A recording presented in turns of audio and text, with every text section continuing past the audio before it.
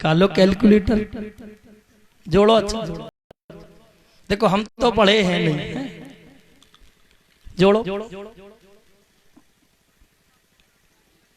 Mobile से जोड़ो। कितना हुआ सब हम बताएं? कुछ आप तो जोड़ो, कुछ तो हिसाब लगाओ। 1,76,080 के लग। अच्छा जोड़ के देखो आप, जोड़ो। अच्छा जोड़ो, कैलकुलेटर से जोड़ो, जोड़ो। अच्छा जोड़ो। अच्छा बेटियां सब पढ़ी लिखी हैं, वो सब हम देखते हैं, रोज विद्यालय जाती हैं, तो जोड़ो तो कितना हुआ। अच्छा जोड़ो, हम तब आगे बढ़ेंगे। ठीक है, कुछ तो जोड़ो। अब ऐसा थोड़ी मतलब 1,00,000 हमने जैसे गलत बता दिया, आप उसी को मान के बैठ गए, तो कुछ आप भी तो दिमाग लगाओ। कितना हुआ, जोड़ो।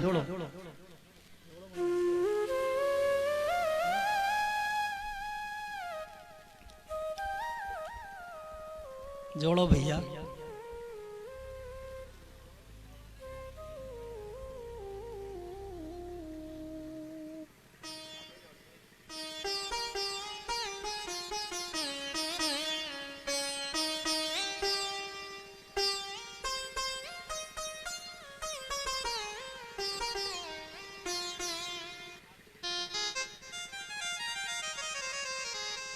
जोड़ा किसी ने नहीं जोड़ा, हमने जोड़ा। 1,61,080 ये भगवान के पुत्रों की संख्या है, और उन्हें बेटों के फिर 10 बेटा। इतना बड़ा परिवार, और फिर भी परिवार में कभी कलह नहीं होता। देखो अच्छा, ये पहले ऐसा नियम था कि एक राजा 3-3, 4-4 शादियां कर लेता था, और फिर भी उनके घर में कभी लड़ाई नहीं होती। और आज अच्छा, आज यदि कोई 2 कर ले तो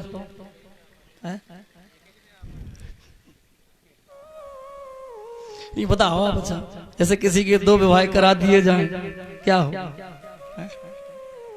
बताओ परीक्षित जी, लड़ाई हो? अच्छा विवाह की तो छोड़ो, मतलब हम लोग अपनी बताएं, आप भी ठीक, आपकी ना बताएं। जैसे हम लोग कथा कह करके घर पे गए और फोन बजा, और फोन उठा करके हम यदि घर के बाहर निकल गए और जब लौट के आए तो पता क्या कहा जाता है? हमें पता है किसका फोन था। हाँ, तभी तो आजकल दूर दूर भाग रहे फोन लेके, किसका था है? तो हम लोगों पे तो बीतती रहती है, काम ही यही है। बाप जैसे घर में पहुंचे, फोन किसी का गलती से आ गया तो हमने उठा लिया, लो भले खाना परसा रखा रहे, पहले लड़ाई फिर बाद में खाना। सही, बड़ा आफत है हम लोगों की। अच्छा हम लोगों में भी एक आध लोग ऐसे हैं, अब क्या बताएं, इनकी बात फोन पे कम होती है लेकिन लड़ाई बहुत, बात नहीं होती। हमें लगता है कि बात करने के लिए कोई फोन ही नहीं करता, जब लड़ाई लड़ने का मन हो तुरंत फोन आएगा। और अच्छा बात भी कहां से होगी? काय ऐसी भागवत कि तुम्हें टाइम ही नहीं मिला फोन कर दिया। आप बताओ। अब हमें तो ये लग रहा है कि कैसे हो कुछ भी हो भागवत हो जाए। तो भगवान का इतना बड़ा परिवार है, वो फिर भी कभी लड़ाई नहीं होती। नारद बाबा अनेक लीला कर रहे हैं, भगवान की गृहस्थ लीला का भी आनंद ले रहे हैं। इसके बाद में कथा आती है कि भगवान के जो पौत्र हैं, प्रद्युम्न का बेटा है अनिरुद्ध, अनिरुद्ध के 2 विवाह हुए। पहला विवाह हुआ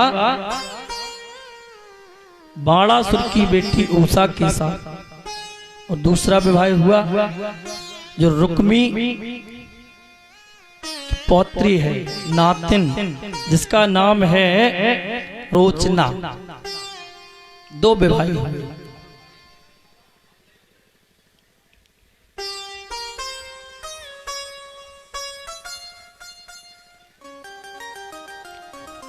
सोलितपुर का राजा है बाणासुर। राजा परीक्षित ने कहा, प्रभु बाणस्य तनया मूषा उपाय में यदुत्तमम् तत्र युद्धम भूत घोरम हरि शंकर यो महित। हमने सुना है कि बाणासुर की जो बेटी है जिसका नाम है उषा, उषा का विवाह अनिरुद्ध के साथ था। और उस विवाह में भगवान शंकर का युद्ध कन्हैया के साथ हुआ। सुनना चाहते हैं? एक समय की बात कि उषा ने स्वप्न देखा। और क्या स्वप्न देखा? उषा ने स्वप्न देखा कि स्वप्न में ही उषा का विवाह हो गया। दृष्टा कश्चिन नरा स्वप्ने श्यामः कमल लोचना। उषा ने स्वप्न देखा कि स्वप्न में उषा का विवाह हो गया। और किसके साथ हुआ है?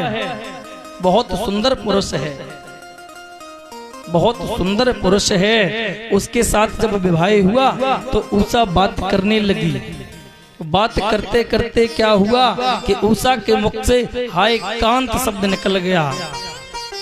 तम हम मृगये कांतम, हे कांत तुम कहाँ हो? आंख खुल गई। जैसे ही आंख खुली तो उषा के बगल में चित्रलेखा सो रही थी। चित्रलेखा ने कहा, देवी देवी कांत, ये तो अपने पति के लिए कहा जाता है कांत, और तुम्हारा विवाह नहीं हुआ है, तुम कांत किसे कह रही हो? क्या हुआ? उषा ने कहा, बहन क्या बताएं, सपने में साजन मिलो और कर न सकी दो बार। निंदिया बैरन खुल गई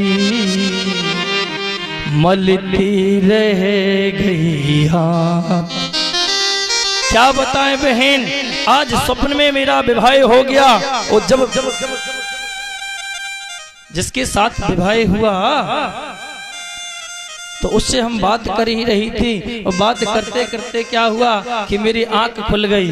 सपने में साजन मिलो कर न सकी दो बात। निदिया बैरन खुल गई मलती रह गई हाथ। चित्रलेखा, यदि वो हमें ना मिले, क्योंकि हमारा स्वप्न में ही उनके साथ विवाह हो गया, हम अपने मन से उन्हें पति मानने लगी। अब कोई उपाय करो। तो चित्रलेखा है मायावी। चित्रलेखा ने क्या किया? चित्र बनाना प्रारंभ कर दिया। त्रेता युग में जितने भी राजा हुए सबके चित्र बनाए। उषा, क्या ये है? उषा ने कहा नहीं। राम जी का चित्र बनाया। उषा ने कहा बहन ये नहीं है। कन्हैया का चित्र बनाया। उषा ने कहा बहन देखने में तो कुछ ऐसे ही लगते हैं लेकिन ये वो नहीं। प्रद्युम्न का चित्र बनाया तो उषा आज लाज के कारण अपनी नजरों को नीचा कर लेती है। बहन बिल्कुल देखने में यही है, बस थोड़ी कमी है। चित्रलेखा समझ गई कि वो कोई और नहीं, वो अनिरुद्ध जी हैं। अनिरुद्ध का चित्र बनाया। उषा ने कहा बहन यही है, जाओ इन्हें लेकर के आओ। तो ये मायावी चित्रलेखा उड़ती हुई गई, सीधी द्वारका पहुंच गई। और द्वारका में अनिरुद्ध जी सो रहे थे, तो सोते हुए अनिरुद्ध को पलंग सहित ले आई। सोलितपुर में बाणासुर के महल में जो उषा का कक्ष है, उसी महल में उसी कमरे में ले जाकर के अनिरुद्ध को आज लिटा दिया। देखो उषा चित्रलेखा तो केवल पलंग सहित अनिरुद्ध को ले आई, पलंग सहित। लेकिन हमारे बजरंगबली है, जब वैद्य को लेने गए थे वैद्य को लेने गए थे, क्या किया था? पूरा महल सहित ये सोचा कि क्या करें, वैद्य को ले जाएं। वैद्य कहेगा दवाई घर पे रह गई, पूरा महल सहित। वो बूटी लेने गए हैं, बूटी लेने गए, सीधा पर्वत ले आए। चक्कर में नहीं पड़ना। तो ऐसे हैं हमारे पीर बजरंगबली। दुनिया में देव हजारों हैं, बजरंगबली का क्या कहना। दुनिया में देव हजारों हैं, बजरंगबली का क्या कहना। दुनिया में देव हजारों हैं, बजरंगबली का क्या कहना। तेरे सत्य का क्या कहना, तेरे भक्ति का क्या कहना। तेरे सत्य का क्या कहना, तेरे भक्ति का क्या कहना। दुनिया में दुनिया में दुनिया में देव हजारों हैं, बजरंगबली का क्या कहना। दुनिया में देव हजारों हैं, बजरंगबली का क्या कहना।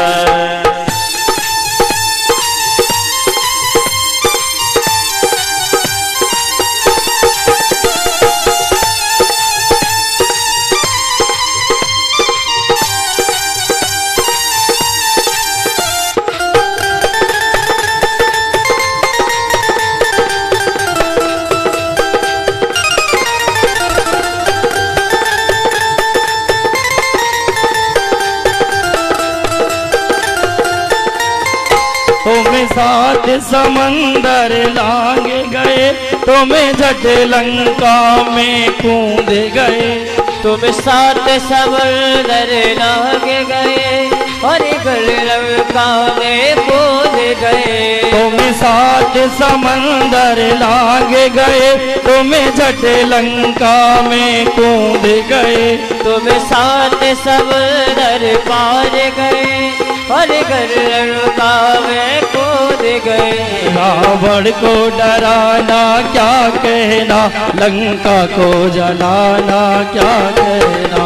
रावण को डराना क्या कहना, लंका को जलाना क्या कहना। दुनिया में देव हजारों हैं, बजरंगबली का क्या कहना। तेरी शक्ति का क्या कहना, तेरी भक्ति का क्या कहना। तेरी शक्ति का क्या कहना, तेरी भक्ति का क्या कहना। दुनिया में जय हो, दुनिया में जय हो। दुनिया में देव हजारों हैं, बजरंगबली का क्या कहना। दुनिया में देव हजारों हैं, बजरंगबली का क्या कहना।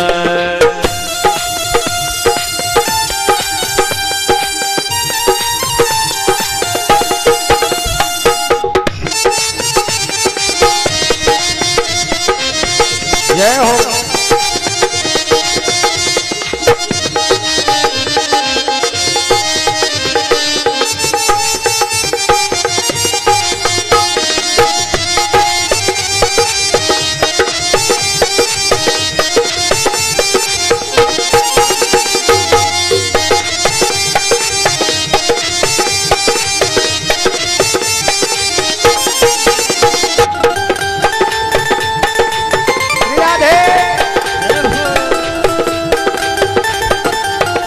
दुनिया में देव हजारों हैं, बजरंगबली का क्या कहना। बजरंगबली का क्या कहना। बोले हनुमान जी महाराज की जय हो। गलत तुम बंद ना करो तो ठीक। बोला हम कछु गाएं कछु बोलें, तुम्हारा इंतजार करें, तुम्हें देखें फिर गाएं, ठीक है। ये चीज गलत है। यहाँ से बंद करना चटकनी से। ला हम कुछ बोले पहले तुम्हें देखें हम, या तो तुम बैठे रहो परमानेंट, मतलब हम कछु बोलबे से पहले तुमसे इजाजत ले तब बोलो, तो ऐसा नहीं हो। बोले गोविंद भगवान की जय हो। आज चित्रलेखा जैसे ही सोते हुए अनिरुद्ध जी को पलंग सहित लेकर के आई, जब उषा ने एकांत में अपने पति को देखा तो पति से प्रेम करने लगी, जोर जोर से बात करने लगी। जैसे ही बात कर ही रही थी कि वो आवाज कमरे के बाहर निकली, पहरेदारों के कानों में गई, जाकर के बाणासुर को बताया, स्वामी बेटी उषा के कक्ष में हमें लगता है कि कोई पुरुष है, क्योंकि आवाज आ रही है कक्ष से। ये शंकर भगवान का भक्त है, शंकर भगवान की आराधना करके इसने 1000 भुजाएं प्राप्त कर ली। जब 2 हाथ वाले सद नहीं रहे, 2 हाथ वाले सदते नहीं हैं, हाथों में खुजली होती है, जिसकी 1000 भुजाएं हो वो क्या करे है? हाथियों को बछाड़ने लगा, चट्टानों को तोड़ने लगा, वृक्षों को उखाड़ने लगा। शंकर भगवान ने कहा कि तुम्हें हम एक झंडा दे रहे हैं, जाओ ये झंडा अपने महल पर लगा देना, और जब ये झंडा झुक जाए तो समझ लेना कि वो शक्ति आ चुकी है जो तुम्हारी बाहों की खुजली को मिटा सकती है।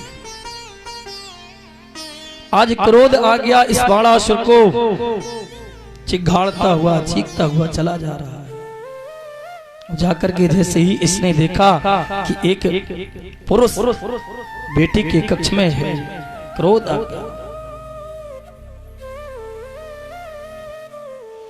बेटी यदि बाप नहीं होता तो तेरे टुकड़े करवा देता, देह में तुम्हारी नमक छिड़क गिद्धों का ग्रास बना देता।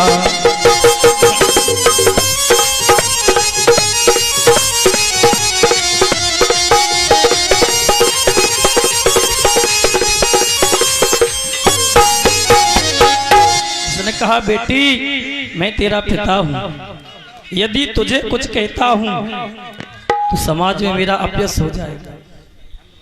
बेटी यदि बाप नहीं होता तो तेरे टुकड़े करवा देता। बाप क्या करूं, लेकिन बेटी तू जो कर रही है वो बहुत गलत है। जो भी हो मैं इसे छोड़ने वाला नहीं। आज उषा डर गई, अनिरुद्ध के चरणों से लिपट गई, स्वामी मेरे पिताजी बहुत क्रोधी हैं, अब पिता आ रहे हैं, क्या करें? वो तुम्हें मार देंगे, छोड़ेंगे नहीं। अनिरुद्ध ने कहा देवी तुम्हें क्या लगता है ये शरीर मोम का बना है? ये शरीर क्या मोम का है? यदि तुम्हारा पिता बलशाली है तो हम भी यदुवंशी हैं। कह दे तो सूर निगल जाऊं अथवा रोक दूं हवाओं को, और एक ही धागे से बांध दूं इसकी मैं सहस्त्र भुजाओं को।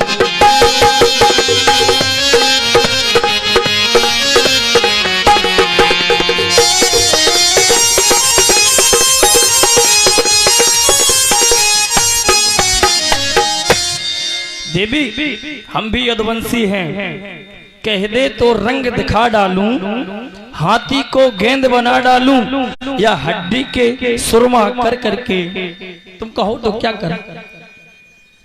हम यदुवंशी हैं, हम किसी को डरते नहीं हैं। कहो तो तुम्हारे पिता की जो 1000 भुजाएं हैं एक धागे से बांध दूं। तब तक कुछ निर्णय हो पाता। बाणासुर सेना लेकर के आया तो अनिरुद्ध जी से युद्ध हो गया। अनिरुद्ध जी ने भगवान का ध्यान किया। ध्यान करते ही अनिरुद्ध के हाथों में एक बड़ा सा शिला आ गया। और उसी शिला से अनिरुद्ध ने न जाने कितनी सेना को परास्त कर दिया। लेकिन अंत में बाणासुर ने नाग फांस के द्वारा अर्जुन को बंदी बना लिया। और 1-2 दिन नहीं, 4 महीने हो गए अनिरुद्ध जी को बाणासुर के जेल में रहते रहते। वो कन्हैया को कुछ पता ही नहीं। क्यों पता नहीं? अच्छा, परिवार का कोई हिसाब हो तब तो हिसाब रखें। 56 करोड़ कहां तक हिसाब रखें? आपने देखा होगा किसी के 4-5 यदि बेटे हैं तो 1-2 तो रोड पे घूमते हैं। हाँ, ऐसे ही घूमते रहते हैं। और भगवान के यहाँ कितना परिवार है? 56 करोड़ यदुवंशी। जब हिसाब हो तो हिसाब रखें। 4 महीने बीत गए। नारद जी को चिंता होने लगी कि कन्हैया को कुछ पता ही नहीं। वो 4 महीने हो गए अनिरुद्ध को बाणासुर की जेल में। तुरंत बीड़ा को उठाया। श्रीमन्नारायण श्रीमन्नारायण नारायण नारायण श्रीमन्नारायण नारायण नारायण लक्ष्मी नारायण नारायण नारायण लक्ष्मी नारायण नारायण नारायण श्रीमन नारायण नारायण नारायण श्रीमन नारायण नारायण नारायण। जय हो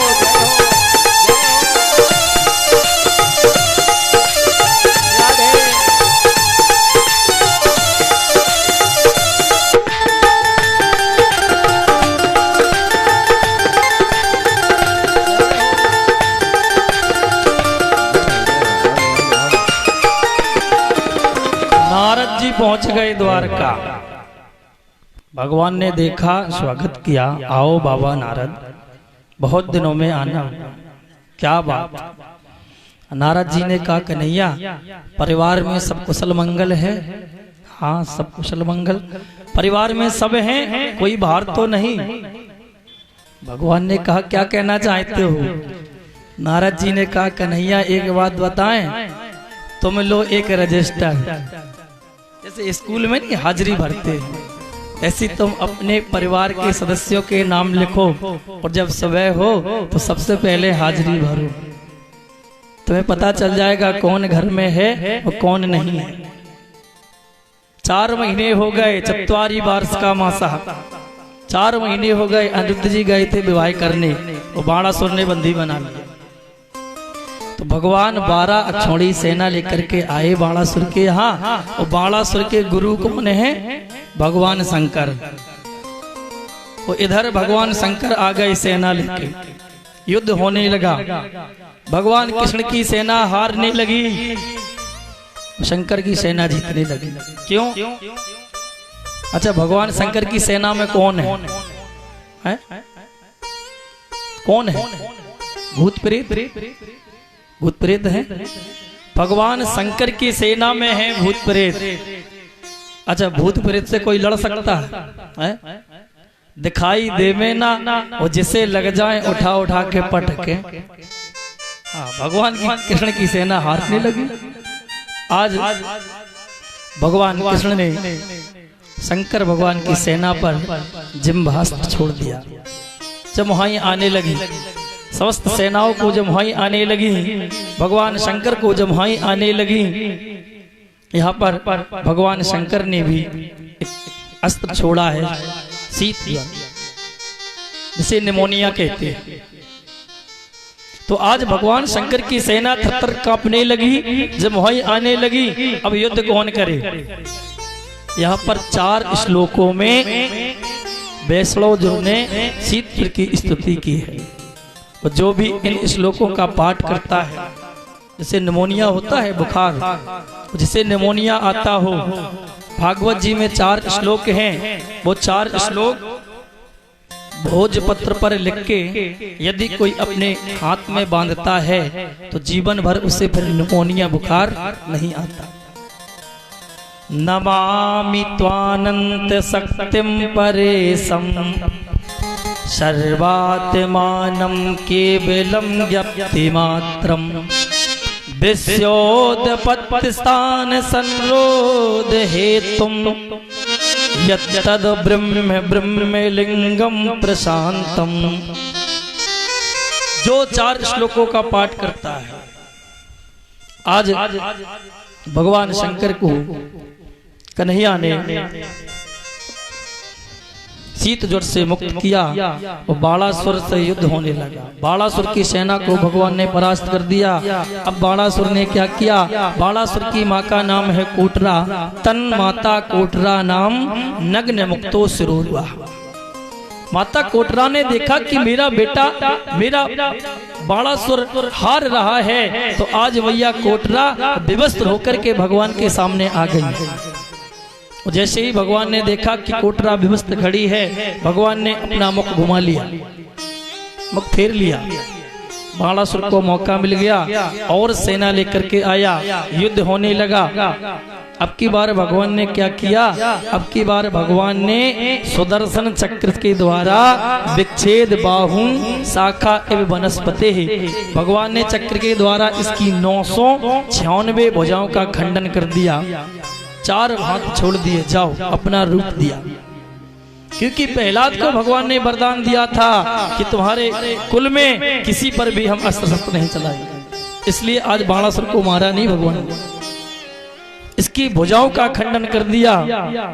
दौड़ता हुआ गया, आज अपनी बेटी उषा और अनिरुद्ध को लेकर के आया, भगवान के चरणों में लेट गया। प्रभु, अब हम अपनी बेटी का विवाह तुम्हारे पौत्र अनिरुद्ध के साथ करते हैं। इसके बाद बहुत सुंदर कथा आती है राजा नृग की। तो आइए 2 बार भगवान का नाम, इसके बाद राजा नृग की कथा।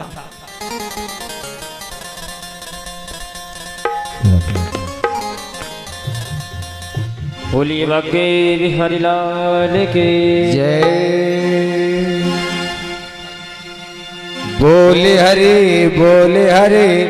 हरे हरे बोल केशव माधव जय हो। गोविंद बोल। बोले हरे हरे हरे हरे बोल केशव माधव बोल हरि बोल। बोले हरे हरि हरि बोल केशव माधव गोविंद बोल। बोले हरि हरि हरि बोल राधे केशव माधव गोविंद बोल। जय हो।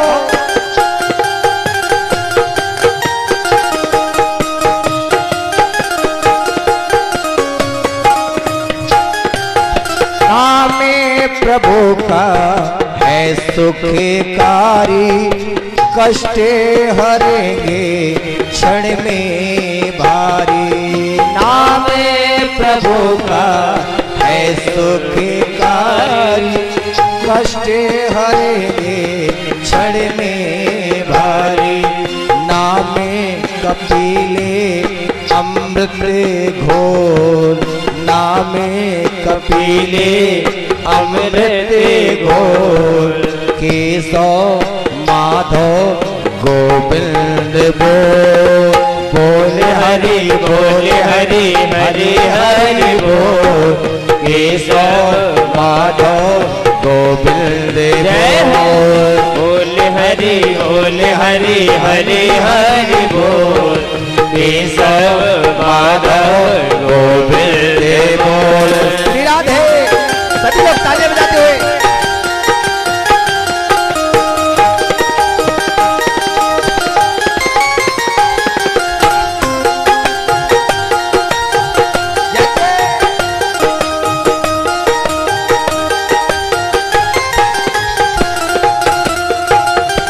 देखिए, भगवान का नाम लेने से कहते हैं तन और मन की पवित्रता होती है। भगवान का नाम 2 लोग नहीं लेते हैं, जिनके मन में पाप होता है वो नहीं लेते हैं, या जिनके मुख में मसाला होता है वो नहीं लेते हैं। यदि ऐसी स्थिति हो तो कोई बात नहीं है, और यदि ऐसी स्थिति नहीं है तो सभी लोग बोलिए एक बार दोनों हाथों उठा करके बोले बांके बिहारी लाल की, और ताली बजाते हुए बोले हरि हरि हरि बोल, केशव माधव गोविंद बोल, बोले हरि हरि हरि बोल, केशव माधव गोविंद बोल, बोले हरि हरि हरि बोल, केशव माधव गोविंद बोल। श्री राधे।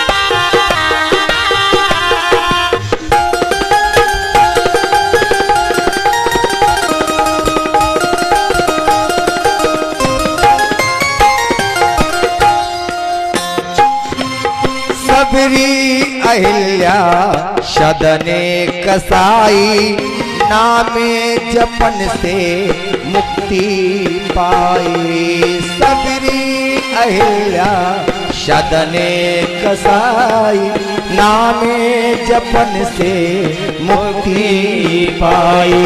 तो नामे की महिमा है अनमोल, नामे की महिमा है अनमोल, केशव माधव गोविंद बोल, बोले हरि हरि हरि बोल, केशव माधव गोविंद बोल, बोले हरि हरि हरि बोल, केशव माधव गोविंद बोल। जय हो।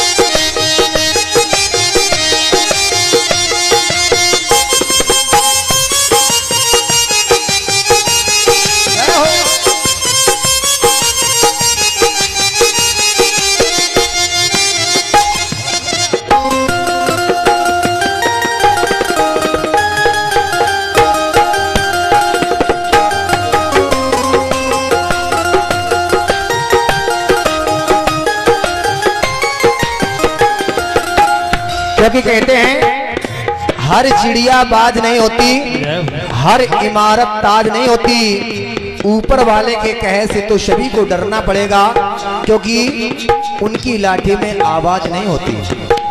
जोरदार ताली बजाते हैं। हाँ, नामे नाम के शब्द अधिकारी, बालक वृद्ध युवा नर नारी। नामे नाम के सब अधिकारी, बालक वृद्ध युवा नर नारी।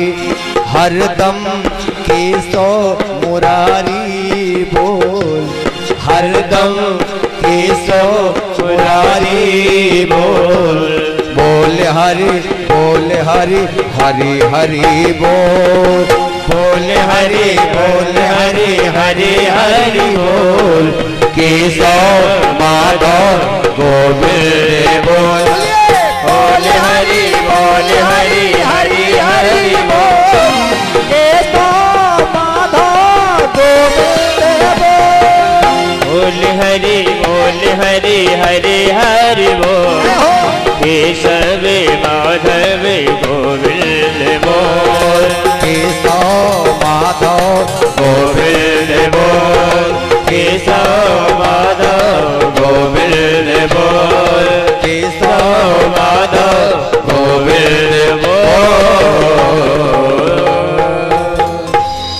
गोविंद भगवान की जय हो। बहुत सुंदर कथा आती है राजा नृग की। भगवान ने देखा कि भगवान का जो परिवार है बहुत बड़ा हो गया। भगवान के जो पुत्र पौत्र आदि हैं, बलवान भी हैं, वीर भी हैं।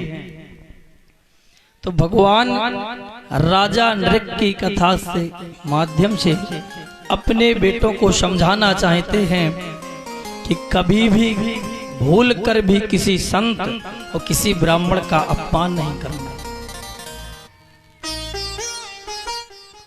तो आज यदुवंशी बालक खेलने के लिए गए हैं एक वन में। वो खेलते खेलते क्या हुआ कि इन्हें प्यास लगा, पानी पीना चाहते हैं। देखा पास में एक कुआं था, उस कुएं पर गए और कुएं में जैसे ही देखा तो उस कुएं में पानी नहीं था, एक गिरगिट पड़ा था। अच्छा, आप गिरगिट समझते हैं? गिरगिट नहीं, आपके यहाँ कुछ और कहा जाता है, क्या कहते हैं? है? नहीं, कुछ अलग कहते हैं, नहीं पता चले हम बोल के निकल जाएं और आपको समझ में ना आए कि गिरगिट क्या है। क्या कहते हैं? गिरधान। हाँ, वही गिरधान। वो कुएं में पड़ा है, जल दिखाई नहीं दे रहा। तो यदुवंशी बालकों ने निकालने का बहुत प्रयास किया लेकिन निकाल नहीं पाए। दौड़ करके गए, कन्हैया से कहा, बाबा मैंने देखा कि एक कुएं में बहुत बड़ा गिरगिट पड़ा है, निकालने का भी प्रयास किया लेकिन निकाल नहीं पाए। भगवान आए और भगवान ने जैसे ही निकालने के लिए अपना हाथ बढ़ाया और भगवान का हाथ स्पर्श होते ही वो गिरगिट, उस गिरगिट का शरीर छूट गया। भगवान के सामने देवता बना खड़ा है, हाथ जोड़ लिए। भगवान ने कहा, तुम कौन हो? कौन हो तुम? इसने कहा, हमें नहीं जानते। हमें? अच्छा, किसी किसी के बोलने का तरीका भी ऐसा ही है। जैसे भगवान पूछ रहे हैं कि तुम कौन हो, ये कह रहा है कि हमें नहीं जानते। हमें हमें हमें दुनिया जानती है, तुम नहीं जानती। भगवान ने कहा, तुम्हारा नाम क्या है? हमें दुनिया जानती, तुम नहीं जानती। जैसे एक बार लड़की के पिता लड़का देखने के लिए गए। लड़का को देखा, लड़के के पिता से पूछा कि तुम्हारा बेटा क्या करता है? तुम्हारा बेटा क्या करता है? अब लड़के के पिता ने कहा कि हमारा बेटा, क्या बताएं, बड़े बड़े अधिकारी उसके पीछे चलते हैं। लड़की के पिता ने कहा, क्या प्रधान है? गांव का प्रधान? प्रधान उसके पीछे बैठते हैं। तो क्या है, विधायक है? अरे आप विधायक की कह रहे, हम कह रहे कि मंत्री उसके पीछे बैठे। लड़की के पिता ने कहा, तो है कौन? प्रधानमंत्री है। अरे आप प्रधानमंत्री कह रहे, हम कह रहे कि राष्ट्रपति उसके पीछे बैठता है। तो आखिर तुम्हारा बेटा करता क्या है? अच्छा, बात समझ में आई? बेटा करता क्या है? उसने कहा, बड़े बड़े अधिकारी राष्ट्रपति पीछे बैठता है। क्या करता है? रिक्शा चलाता है। हाँ, तो रिक्शे वाले के सभी पीछे बैठते हैं। नृग ने कहा कि हमें नहीं जानते। कभी दानियों का नाम सुना? दानवीरों का यदि सुना होगा तो पहले नंबर पे हमारा ही नाम आता है। भगवान ने कहा, कैसा दान करते हो कि तुम्हें गिरगिट बनना पड़ा? कौन हो? अब इसने अपना परिचय बताया। नृगो नाम नरेंद्रो हम, इच्छा को स्तनया प्रभु, दान ख्याय माने सु, यदि ते कर्णम इस प्रसम। इसने कहा कि मेरा नाम नृग है, इक्ष्वाकु कुल में मेरा जन्म हुआ था, बहुत दान करता था मैं। एक बार क्या हुआ कि मैंने बहुत गायों का दान किया। भगवान ने कहा गायों का दान किया तुमने और फिर भी तुम्हें गिरगिट बनना पड़ा, तो वैसी गायें होंगी जो तुमने गायों को दान दिया है, वो हो सकता है कि वो गायें वैसी हों, वृद्ध हों। इसने कहा वृद्ध भी नहीं, पयस्वनी तरुणी शील रूपा। हमने जिन गायों का दान दिया है वो गायें पयस्वनी थी, पयस्वनी जवान थी, तरुणी शील रूपा, दूध भी देती थी।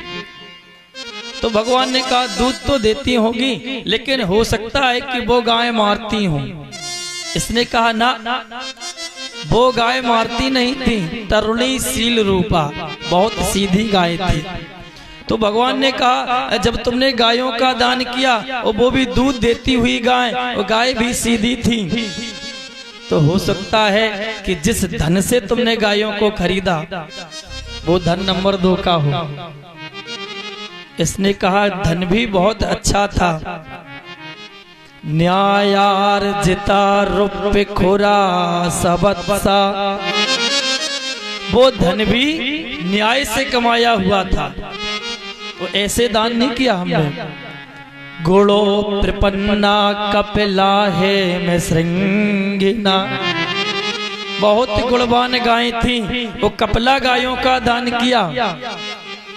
वो गायों के खुर चांदी से मड़वाए, सोने के सींग मड़वाए, तब हमने उन गायों का दान किया। भगवान ने कहा गायें भी सीधी सादी, दूध देती हुई गायें, सोने चांदी से खुर सींग मड़वाए, फिर भी तुम्हें गिरगिट बनना पड़ा, क्यों?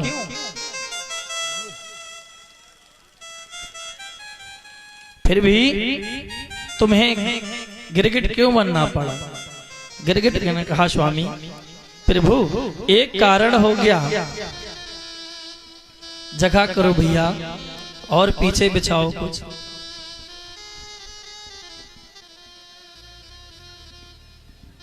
इसने कहा गोविंद एक दिन क्या हुआ, मैंने एक ब्राह्मण को गाय दान कर दी, वो ब्राह्मण गाय लेकर के चला गया, तो वो गाय रात्रि में उस ब्राह्मण के यहाँ से छूट करके मेरी गौशाला में आ गई। वो वही गाय मैंने दूसरे दिन दूसरे ब्राह्मण को दान कर दी। हुआ क्या कि जिस ब्राह्मण की गौशाला से वो गाय छूट करके आई थी, वो ब्राह्मण गाय की खोज करते करते आ रहा है, इधर से ब्राह्मण लेकर जा रहा है, दोनों की रास्ते में भेंट हो गई। एक ने कहा कि ये गाय मेरी है, दूसरे ने कहा कि अभी अभी संकल्प हुआ है, निर्णय कौन करे, चलो राजा के पास। दोनों ब्राह्मण राजा नृग के पास आ गए। एक ने कहा कि तुम पहले दान करते हो, इसके बाद में गाय का हरण कर लेते हो। तो एक ने कहा कि तुम दाता हो, तुमने गाय को दान किया और हरण कर लिया। एक ने कहा नहीं, हमें अभी अभी संकल्प किया है। तो उस समय राजा नृग कुछ बोल नहीं पाए। ब्राह्मण से कहा कि गाय का संकल्प तो हो गया, तुम कहो तो इसके बदले तुम्हें 1000 गाय दे दें, सोना दे दें। कुछ बोल नहीं पाया। एक ने कहा कि मेरी है, सर को हिला दिया। अच्छा गिरगिट को देखा सर हिलाता है? हाँ। एक ब्राह्मण ने कहा गाय मेरी है, गिरगिट ने हाँ कर दिया, सिर हिला दिया। दूसरे ने कहा अभी संकल्प हुआ, फिर सिर हिलाया। ब्राह्मण ने कहा कि जाओ गिरगिट के तरह सिर हिला रहे हो तो हम तुम्हें श्राप देते हैं, तुम्हें गिरगिट ही बनना। नृग ने कहा प्रभु मेरी मौत हो गई। जब धर्मराज की सभा में मैं पहुंचा तो हमसे पूछा गया कि तुमने बहुत दान किया है, तुम्हारा पुण्य बहुत है, लेकिन एक पाप है। पहले पुण्य भोगोगे या पाप? हमने कहा कि पहले पाप, मुझे गिरगिट बना दिया गया, लेकिन वो पाप भी आज पुण्य में बदल गया। गोविंद आपका दर्शन हो गया। देखो भगवान अपने बालकों को शिक्षा दे रहे हैं, यदुवंशियों यदि कोई विष को खा ले तो हम उसे बचा सकते हैं, कोई विष का पान कर ले तो हम उसे बचा सकते हैं, लेकिन यदि कोई ब्राह्मण के धन का हरण कर ले फिर भगवान भी उसे नहीं बचा सकते। भगवान कहते हैं कि विष का कोई पान कर ले तो हम बचा सकते हैं, लेकिन यदि ब्राह्मण के धन का हरण कर ले कोई तो उसका नाश नहीं, समूल नाश होता है। अन्यायोप अर्जितम वित्तम, चाणक्य नीति कहती है यदि आपने अन्याय से धन कमाया है तो आप भले ही 10 साल तक बैठ करके खाएं, लेकिन जैसे ही एकादश 11वीं वर्ष लगेगी तो आपका ही नहीं बल्कि आपका समूल नाश हो जाएगा। अन्यायोप अर्जितम वित्तम 10 वर्षाणि तिष्ठति प्राप्ते तु एकादशे वर्षे समूलम तद विनश्यति। उस धन से आपने जो किया है, जितना व्यापार किया है, सबका नाश हो जाएगा। तो अंत में क्या होगा, एक ऐसी बीमारी लगेगी कि जो अभी तक आपने कमाया है वो सब चला जाएगा, यहाँ तक कि आपकी जमीन भी बिक जाएगी, वो अंत में आपको मरना पड़ेगा। यदि आपकी कमाई में थोड़ी भी बेईमानी, अन्याय के द्वारा कमाया हुआ धन है, तो मान लो कि एक ना एक ऐसी बीमारी आपको लग जाएगी कि जिसके चलते आप बर्बाद हो जाएंगे, सब बर्बाद हो गए। इसके बाद में बहुत सुंदर कथा आती है। बलराम जी यहाँ पर 2 महीने के लिए गोकुल आए हैं, वृंदावन बलराम जी आए हैं 2 महीने के लिए, लेकिन कन्हैया ने जब से वृंदावन छोड़ा फिर लौट करके कभी वृंदावन नहीं आए। बलराम जी आए हैं 2 महीने के लिए, ग्वाल वालों के साथ में जल क्रीड़ा करने का मन हो रहा। गर्मी है, चैत्र और बैसाख 2 महीने रुके। ग्वालों ने कहा भैया अब गर्मी लग रही है, अब तो ऐसा लग रहा है कि जमुना का सुंदर सुंदर नीर हो उसमें हम स्नान करें। बलराम जी ने कहा कि तुम्हें जाने की कोई आवश्यकता नहीं, यही हम बुलाएं जमुना को। जमुना का आह्वान किया लेकिन जमुना नहीं आई। क्रोध आ गया, बलराम जी ने उठाया अपना हल मूसल और जैसे ही पृथ्वी पर गाड़ा तो यमुना मैया लौटती पलटती हुई आ गया। इसका प्रमाण आज भी है, वृंदावन में काली दह पे आज भी जमुना टेढ़ी है, आज भी जमुना टेढ़ी। जमुना जी ने कहा प्रभु हम इसलिए नहीं आते हैं कि जब हम आते हैं तो बहुत नुकसान होता है। अभी पिछली वर्ष बाढ़ आई थी, आपके यहाँ भी आती होगी बाढ़ है, तो कितना नुकसान हुआ। 2-3 साल से लगातार आ रही बाढ़, कितना नुकसान हो रहा है। जमुना जी ने कहा प्रभु यदि हम ऐसे ही घर घर स्नान कराने जाएं तो क्या होगा, बहुत नुकसान। इसके बाद में करुष देश का एक राजा है पौंड्रक, काशीराज इसका मित्र है। काशीराज ने कहा पौंड्रक एक काम करो, तुम बनो भगवान वासुदेव और हम बने पुजारी, जो द्विविध वानर है वो बने हनुमान। फिर क्या, तुम भगवान बनो हम पुजारी, और जो चढ़ौती हो वो आदि आदि। पौंड्रक ने क्या किया, आर्टिफिशियल 2 हाथ लगवा लिए, भगवान की तरह गरुड़ ले लिया, चक्र धारण कर लिया और अपने आप को भगवान समझने लगा। सबसे कहता है कि देखो जो कन्हैया है वो नकली है और हम असली हैं, हम असली वासुदेव हैं तो हम भगवान हैं।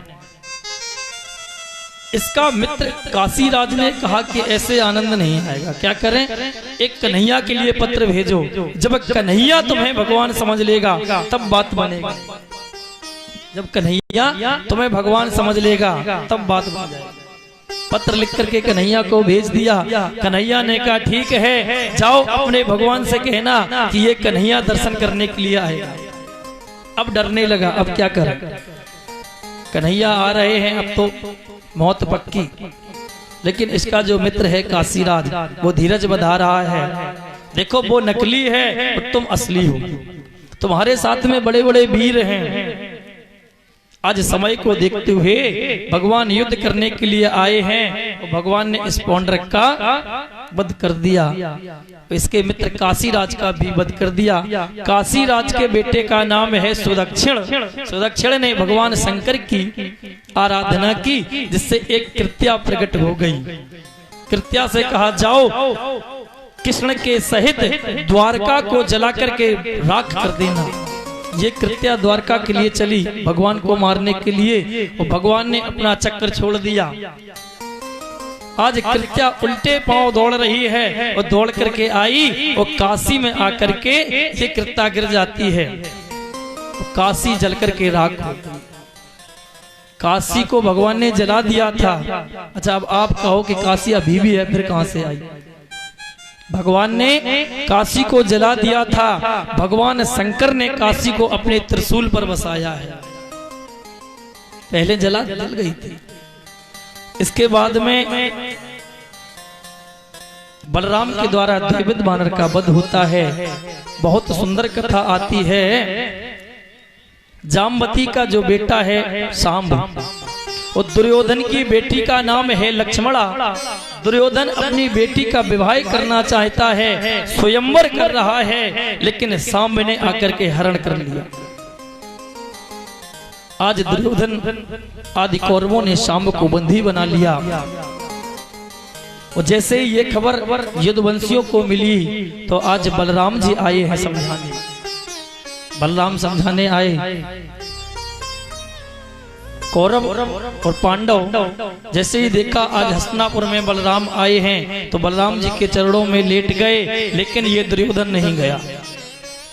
बलराम ने कहा कि मेरे यदि पुत्र शाम ने दुर्योधन की बेटी लक्ष्मणा का हरण किया है तो क्या हुआ, क्योंकि वो भी राजकुमार है, देखने में सुंदर लगता है, और दुर्योधन कहीं ना कहीं तो अपनी बेटी का विवाह करता ही, तो सांब के साथ ही कर दे।